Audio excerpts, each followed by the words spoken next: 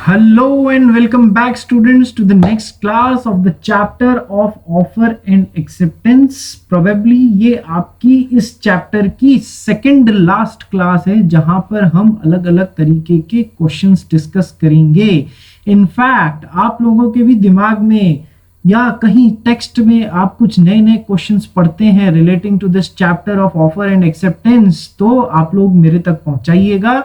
मैं उसे पूरी क्लास के साथ में डिस्कस करूंगा for the benefit 360 degree benefit of each and every student. Yes, तो आइए अब हम जो बिजनेस लॉस का ये जो सेकंड चैप्टर है, पहला चैप्टर था इंट्रोडक्शन और सेकंड चैप्टर है आपका offer and acceptance. Offer and acceptance chapter को भी हमने 3 पार्ट्स में डिवाइड करके पढ़ना चालू किया था. आइए आज देखते हैं इसके क्वेश्चंस. देखना स्टार्ट करते हैं. What are the different types of offers, explain. Yes, तो अब आपको इसमें याद आ रहा है आपने 5 अलग अलग तरीके के क्लासिफिकेशन या टाइप्स ऑफ ऑफर पढ़े थे. अलग अलग क्लासिफिकेशन ऑफ ऑफर में कौन से थे वो 5 types of offer? General offer, number 1, it was general offer. Number 2, special offer. Number 3, cross offer. Number 4, counter offer. And number 5, standing offer. आपको जवाब देते वक्त सबसे पहले तो इस तरीके का एक छोटा सा डायग्राम या चार्ट बना लेना है जिससे कि एग्जामिनर को समझ में आ जाए कि आपको बेसिक्स तो इस आंसर के पता है. Mind you students, a picture, हमारे यहां पर एक कहावत होती है, एक सेइंग है that a picture is always better than 1,000 words. आप 1000 शब्द लिखें और उस चीज को आप विजुअलाइज करें पिक्चर के रूप में या डायग्राम के रूप में सामने रखें, तो it is always better than 1000 writing 1000 words. तो जब आप ऐसा एक छोटा सा, जहां जहां, ये केवल इसी क्वेश्चन के लिए नहीं, जहां जहां आप अपने सब्जेक्ट में एक पिक्टोरियल रिप्रेजेंटेशन, डायग्रामेटिक रिप्रेजेंटेशन दे सकते हैं, आपको वैसा करना चाहिए. तो एक बॉर्डर छोटा सा बना के इस तरीके का डायग्रामेटिक रिप्रेजेंटेशन देंगे तो नंबर आने के चांसेस ज्यादा अच्छे रहेंगे. तो हमने 5 अलग अलग तरीके के ऑफर्स देखे थे, types of offers: general offer, special offer, cross offer, counter offer और स्टैंडिंग ऑफर. जहां पर मैंने सबसे पहले आपको स्पेशल ऑफर या स्पेसिफिक ऑफर कराया था. स्पेशल ऑफर या स्पेसिफिक ऑफर जो था, याद आ रहा है, नाम में ही आंसर छुपा है. It is given to a specific person, yes, और a group of specific person. Specific person, जैसे कि राम ने श्याम को ऑफर दिया तो केवल उस स्पेशल या उस स्पेसिफिक पर्सन के ही लिए वो ऑफर दिया गया है और वो उस ऑफर को वो ही या उसका ऑथराइज्ड एजेंट ही एक्सेप्ट कर सकता है. No other third person has got any right to accept that offer. Yes, या फिर एक ग्रुप ऑफ स्पेसिफिक पर्संस को वो ऑफर दिया गया है. लाइक कोई मेडिकल कंपनी जो है वो एक group of specific person, like all the doctors community only, या फिर doctors working in a special hospital only, specific hospital only, उन्हीं के लिए वो ऑफर लाए हैं तो केवल वो ही एक्सेप्ट कर सकते हैं, कोई और नहीं कर सकता है. So that is an example of special या specific offer. General offer given to public at large. Yes, और जनरल ऑफर में भी हमने 2 चीजें देखी थी. पहला कैटेगराइजेशन, जहां पर उसका केवल एक एक्सेप्टेंस हो सकता है उस जनरल ऑफर का. लालमन शुक्ला वर्सेस गौरी दत्त, DUTT दत्त होगा. यस, जहां पर घर का बच्चा घूम जाता है और नौकर उसे ढूंढने जाता है, सर्वेंट उसे ढूंढने जाता है. इस एग्जाम्पल को तो हमने बहुत बार रेफरेंस ले लिया है और ये तो लैंडमार्क केस है तो आपको याद भी होना चाहिए. तो जनरल ऑफर में पहला टाइप, जनरल ऑफर कौन से? जिन्हें हम पब्लिक एट लार्ज को देते हैं, किसी स्पेसिफिक पर्सन को नहीं देते हैं. और उसमें भी पहला टाइप जिसमें जनरल ऑफर का केवल एक ही एक्सेप्टेंस हो सकता है, यानी कि एक ही बंदा वापस उसका गुमा हुआ बच्चा लाके दे सकता है और एक ही एक्ट ऑफ एक्सेप्टेंस होने के कारण एक ही कॉन्ट्रैक्ट बनेगा. जबकि दूसरी कैटेगरी क्या होती है जो हमने देखी थी, Carlin, Mrs Carlin versus carbolic smoke ball company, yet another important landmark case, जहां पर हमने देखा था जितने लोगों ने कार्बोलिक स्मोक बॉल कंपनी का एडवर्टाइजमेंट देख के उनके साथ में उनके हिसाब से गिवन डायरेक्शंस के हिसाब से उस स्मोक बॉल को कंज्यूम किया था, तो उन्हें उतने लोगों ने एक्सेप्टेंस वाला एक्ट किया था और उतने ही लोगों के साथ में कॉन्ट्रैक्ट्स नए अलग अलग बन गए थे। तो there is second category of general offers as well, जहां पर मल्टीपल कॉन्ट्रैक्ट्स भी बन सकते हैं। और इस एग्जाम्पल में एक इंपॉर्टेंट बात और क्या देखी थी हमने, that each and every time acceptance needs not be communicated back। क्या हर उस बंदे ने जिसने स्मोक बॉल कंज्यूम करी थी वापस कार्बोलिक स्मोक बॉल कंपनी को ये बात भेजी थी, बताई थी, कम्युनिकेट करी थी कि मैंने आपकी स्मोक बॉल गिवन डायरेक्शंस के हिसाब से कंज्यूम करी है तो अब अपना कॉन्ट्रैक्ट है? नहीं, ऐसा नहीं हुआ था। तो कुछ केसेस में एक्सेप्टेंस वापस कम्युनिकेट नहीं करने से भी छूट मिलती है। केवल act of doing acceptance in itself is taken as sufficient towards formation of the contract. बात क्लियर है या नहीं? एब्सोल्युटली क्लियर है। तो हमने पहली कैटेगरी देख ली थी स्पेशल ऑफर, दूसरी जनरल ऑफर। अच्छा, अब डिस्कस करते हैं यार ये एग्जाम में आंसर लिखने का तरीका क्या होना चाहिए। सबसे पहले तो यदि कोई आप चार्ट या डायग्राम उससे बना सकते हैं तो अपने नोट्स में बना के लिख लीजिए। आप पॉइंटर्स में बना के लिख सकते हैं, जैसा कि मैंने आपको बताया था कि आप से यदि पूछा जाता है what are the important elements of an offer or an acceptance, essential elements या legal rules of making a contract या of an offer of an acceptance। तो जब हमने essential elements of an offer किया था तो उसमें हमने क्या देखा था? उसमें हमने देखा था कि 10 या 11 पॉइंट्स हो रहे थे, तो उनको हमने 10 या 11 पॉइंट्स को एक जगह एक साथ लिख लिया था या नहीं लिख लिया था? यस, कुछ लोगों ने उसे अलग अलग तरीके से सेक्शन 10 में कौन से कवर होते हैं और सेक्शन 10 के अलावा कौन से, वैसा भी आपके मॉड्यूल में दिया हुआ है, आप वैसा भी लिख सकते हैं। जरूरी क्या है? पिक्टोरियल रिप्रेजेंटेशन हो। तो सबसे पहले तो आप उस आंसर का क्रक्स लिखेंगे जो कि ये आ गया। उसके बाद में आप पॉइंट वाइज डिस्कशन करना चालू करेंगे। Yes, neat and clean handwriting में। यस, और उसके बाद में आप समझाएंगे सबसे पहले कि उस पॉइंट का कंसेप्ट क्या है। उस पॉइंट को कंसेप्ट को समझाने के बाद में उससे रिलेटेड कोई केस लॉ या एग्जाम्पल बनता है तो आप वो भी समझाएंगे। यस, और उससे रिलेटेड यदि कोई सेक्शन है तो आपको वो भी लिखना है। ठीक है, तो जनरल ऑफर, स्पेसिफिक ऑफर।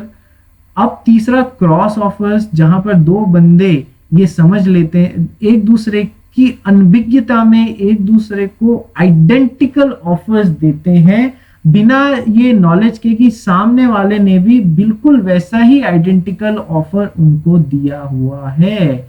और one cross offer cannot be taken as an acceptance for another cross offer, ये भी हमने पढ़ा था। काउंटर ऑफर, काउंटर ऑफर, क्या आप अपना मकान 10 लाख रुपए में 10 करोड़ रुपए में बेचेंगे? नहीं, 12 करोड़ रुपए में बेचूंगा। तो जैसे ही नहीं 12 करोड़ रुपए में बेचूंगा बोला तो ये second is an example of counter offer. Counter offer के नियम ध्यान है या नहीं है? As soon as the counter offer is shooted the original offer gets lapsed. And वापस जाके उस पे हाँ भी बोल दें तो भी कोई जरूरी नहीं है कि ओरिजिनल ऑफर देने वाला उससे बाउंड हो जाएगा। यस, और काउंटर ऑफर में निगोशिएशन करने की इच्छा होती है। यस, लास्ट स्टैंडिंग ऑफर, जो कि एक पर्टिकुलर समय तक खुला रहे, लाइक अगले 1 साल तक आपको कोयले की आपूर्ति की जरूरत है तो आपने टेंडर निकाला तो सामने वाले बंदे ने ऑफर टेंडर भरा, क्या ऑफर दिया? मैं अगले 1 साल तक 10 रुपए किलो के हिसाब से आपको कोयला सप्लाई कर सकता हूं अगले 1 साल तक। जितने आपने ऑर्डर प्लेस किए those all will be acceptance 1. Order number 1 is equals to acceptance number 1 resulting in contract number 1. उसी तरीके से ऑर्डर नंबर 2 अगले 1 साल में जो भी आपने सेकेंड ऑर्डर दिया that is an example of acceptance number 2 towards my standing offer, same offer, and उसी तरीके से जो सेकेंड कॉन्ट्रैक्ट बन जाएगा। तो ये सारे मैंने क्लासिफिकेशन या टाइप्स ऑफ ऑफर मैंने आपके साथ में डिस्कस किए हुए हैं। यस, आपको ध्यान क्या रखना है, pictorial representation. Number 2, when you are starting explanation you need to first of all explain that thing. If there is any applicable section, you also need to mention that section. If you can quote some example, that would be wonderful. And if there is an associated case law with that thing, you also need to mention that. And आपको इसमें देखना है कि आपको बहुत ज़्यादा इतना ज़्यादा एक ही क्वेश्चन पे टाइम नहीं लगा देना है कि बाकी के क्वेश्चंस आपको कट शॉर्ट करने पड़े या उन्हें अटेंड करने का टाइम ही नहीं मिले। यस, तो आपको एक रैशनल अप्रोच अपनानी है। तो विद दिस, ये पहला क्वेश्चन मैंने आपके साथ में डिस्कस किया है। आइए हमारा सेकंड क्वेश्चन डिस्कस करते हैं। A made an offer to sell his scooter for ₹5,000 to B of Bombay. ठीक है, A एक बंदा था, उसने B को ऑफर दिया, क्या आप मेरा स्कूटर मुझसे 5,000 रुपए में खरीदेंगे? तो बी ने भी उसे वैसा ही एक सिमिलर ऑफर दिया था to buy as scooter for ₹5,000। A ने भी बी को एक वैसा ऑफर दिया बिना ये जाने हुए कि बी ने भी उसे सिमिलर ऑफर एक ऐसा शूट कर रखा है। यस, तो ये कौन से एग्जाम्पल हो गए? This is an example of cross offers each other. आइए, A and B's offer cross each other in the postal process. Is there any contract made in this case? अभी बताया था, cross offers do not create a contract and one cross offer could not be taken as an acceptance for another cross offer, भले ही meeting of minds क्यों नहीं हो रहा हो। तो आपको इसमें सबसे पहले तो क्रॉस ऑफर्स क्या होते हैं ये समझाना पड़ेगा। उसके बाद में क्रॉस ऑफर से रिलेटेड जो भी डिटेल्स आपको ध्यान है वो बताकर आपको इस एग्जाम्पल को ही डिस्कस करना पड़ेगा कि ऐसा ऐसा हो रहा था। एक डायग्रामेटिक ऐसा पिक्टोरियल रिप्रेजेंटेशन बना लीजिएगा और बताइएगा। नोट नंबर 1, क्रॉस ऑफर्स कभी भी कॉन्ट्रैक्ट में नहीं बदलते हैं। And one cross offer, since one cross offer could not be taken as an acceptance for another cross offer, therefore the cross offers do not create a contract and the acceptance needs to be separately communicated by the willing party. Question number 2 भी समझ में आ गया आपको? Yes. Next, question number 3. Shambhu Dayal started self-service system in his shop. Self service होती है ना, कई hotels में देखी होगी, आप खाना ऑर्डर कर देते हैं तो खाना आपका जो ऑर्डर है वो प्रिपेयर हो जाता है, तैयार हो जाता है, तब वो आपको बोल देते हैं या काउंटर पे लाके रख देते हैं और आप उसे अपने ऑर्डर को खुद जाके प्लेट को उठा के ले आते हैं। या फिर सेल्फ सर्विस, आइए चाय भरी हुई या कॉफी भरी हुई पड़ी है प्लेटफॉर्म पे, आइए खुद उठा के ले लीजिए। यस, तो शंभू दयाल नाम के एक बंदे ने he started self service system in A shop. Shrimati Prakash entered in the shop, took a basket and after taking articles of her choice into the basket reached the cashier for payment. Yes, ये अपने किसी mall का example नहीं दिख रहा है आपको, जहां पर आप मॉल में घूम रहे होते हैं, अपने हिसाब से रैक्स के बीच में एक आप अपनी बास्केट लेके घूम रहे होते हैं, जो आपको सामान पसंद आता है। बास्केट्स जो है उनमें, बास्केट में तो आप सामान ले लेते हैं और रैक्स में वो सामान जो लगा हुआ होता है वो प्राइस टैग के साथ में लगा हुआ होता है। यस, आपको जो चीज समझ आती है, आप प्राइस टैग जो लगी हुई है वो शोरूम में या रैक में आप उठाते हैं और आप उसे कैशियर के पास में ले जाते हैं। The cashier refuses to accept the price, can Shambhu Dayal be compelled to sell the said articles to Shrimati Prakash? Question से कुछ समझ में आ रहा है? सेल्फ सर्विस सिस्टम लगा दिया है शॉप में।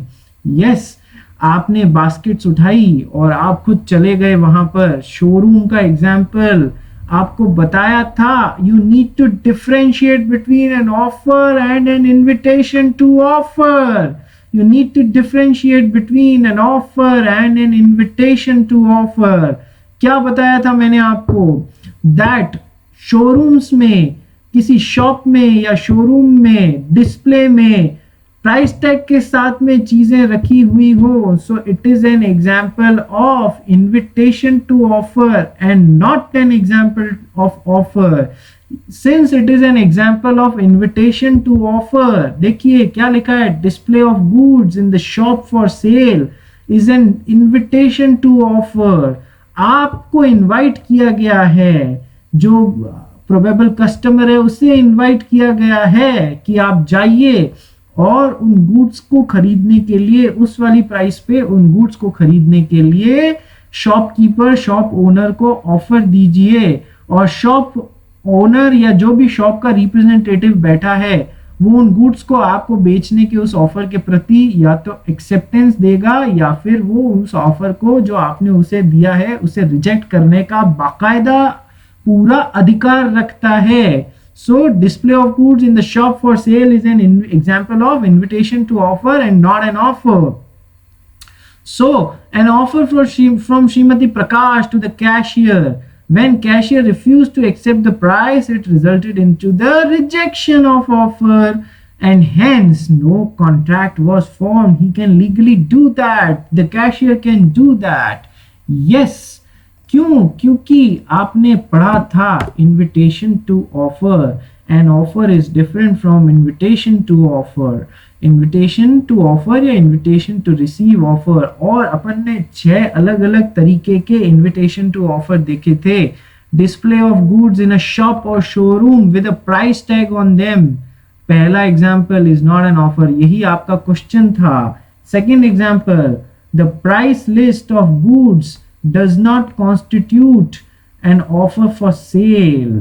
और एग्जाम्पल कौन सा लिया था? Book catalogue. जब कोई प्रोड्यूसर, पब्लिशर कंपनी किसी बुक सेलर को देती है, so it is an example of invitation to offer. उस कैटलॉग को पढ़ के बुक सेलर या book shop owner book publisher को एग्जाम्पल देगा, ऑर्डर देगा, ऑफर देगा, जिसे बुक पब्लिशर उस ऑफर के हिसाब से या तो ऑफर एक्सेप्ट करेगा या रिजेक्ट करेगा।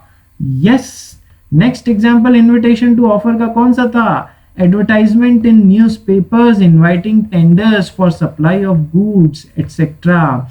वो एडवर्टाइजमेंट जो टेंडर्स मंगाते हैं, advertisement is equal to invitation to offer. उसे पढ़ के कोई बंदा टेंडर भर रहा है तो that is an example of offer. और उस ऑफर को पढ़, बहुत सारे ऑफर्स आए होंगे कंपनी के पास में, बहुत सारे टेंडर्स भरे गए होंगे लोगों के द्वारा, तो जिसे फाइनल किया गया उस वाले टेंडर का, ऑफर का एक्सेप्टेंस, बाकी के tenders rejected. Share prospectus issued by a company to issue shares. Advertisement for auction sale is also an example of invitation to offer. Quotation of prices sent in reply या query regarding prices is an example of invitation to offer। 6 आपको बताए थे ये cases, और last में ये भी बोला था ITO invitation to offer needs to be decided from case to case basis। yes, तो फिर आ गया ये, आपको एग्जाम्पल समझ में रिलेट कर गए, किससे रिलेटेड था, किस चीज, किस कंसेप्ट से रिलेटेड था? इन्विटेशन टू ऑफर से रिलेटेड था। Next question, define offer. State the legal rules regarding a valid offer. बहुत straight forward question है। Define offer, section 2A, offer, proposal. Yes, याद आ रहा है। और state the legal rules या कि essential elements regarding a valid offer। बहुत straight forward question है। Define कर देना है, section बता देना है, examples बता देने हैं, और जो भी important legal rules regarding a valid offer है वो बता के और नीचे छोटे छोटे एग्जांपल्स देने हैं। State the point of distinction between an offer and invitation to offer. Offer कैसे डिफरेंशिएट करता है, एक ऑफर और इनविटेशन टू ऑफर कैसे डिफरेंशिएट करते हैं, उससे रिलेटेड पॉइंट है।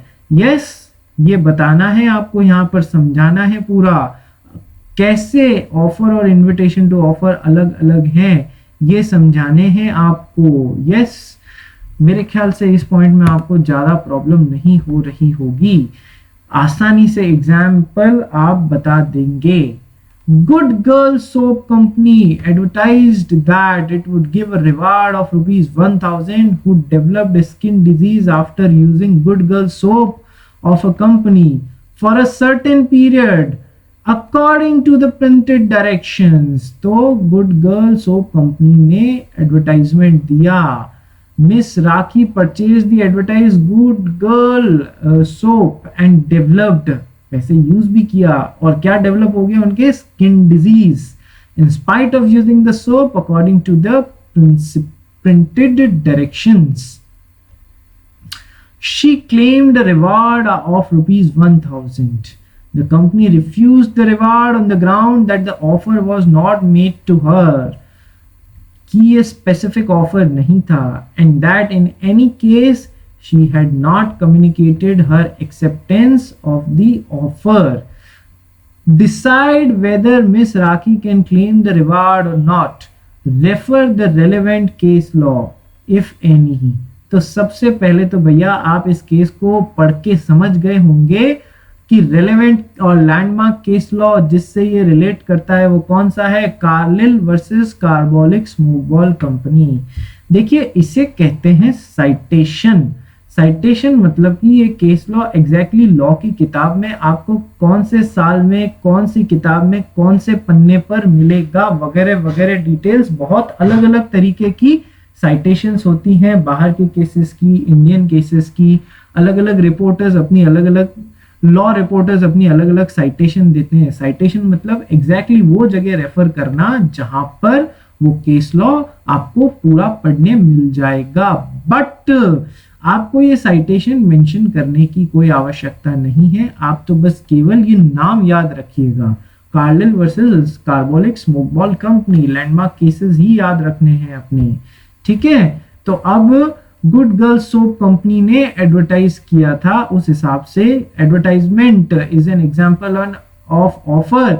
उस ऑफर को पढ़ के जो हमारी लेडी थी उन्होंने उस सोप को खरीदा मिस राखी ने, और मिस राखी ने उस सोप को उस हिसाब से यूज किया गिवन डायरेक्शंस के हिसाब से, उसके बावजूद उन्हें स्किन डिजीज हो गई। उसके बाद में उन्होंने 1000 रुपीज का क्लेम मांगा। एग्जैक्ट केस है Carlill versus Carbolic smoke ball company, और ये केस को आपके साथ डिस्कस करते वक्त मैंने आपको अभी थोड़ी देर पहले कहा था that the company refuse the reward on the ground that offer was not made to her, ठीक है, offer was not made to her. तो अभी तो अपन ने डिस्कस किया था ऑफर जनरल ऑफर होता है और स्पेसिफिक ऑफर दोनों ही होते हैं।